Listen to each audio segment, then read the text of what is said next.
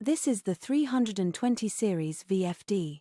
Now let's introduce how to set the terminal start and introduce the panel operation mode of this inverter.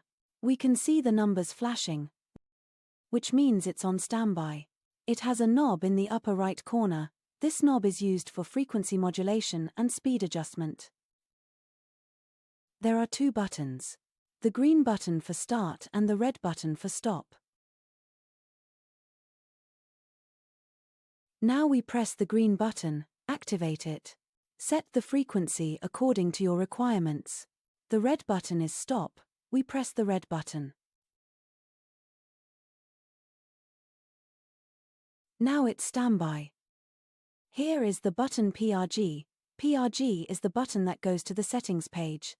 We click PRG and now it shows D0.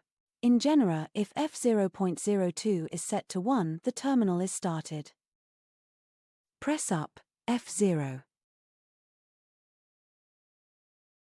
Press PRG again to enter its settings page.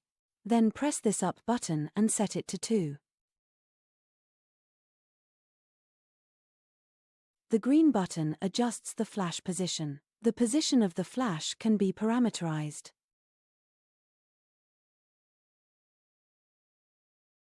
Now we don't need to adjust. Press PRG to confirm. Press the up key to change it to 1. Press PRG to confirm. It displays F0.03 now. Now we have set F0.02 to 1. Terminal startup settings are complete. This JOG is the back button. We press it, F0, we press it again, return to the main page.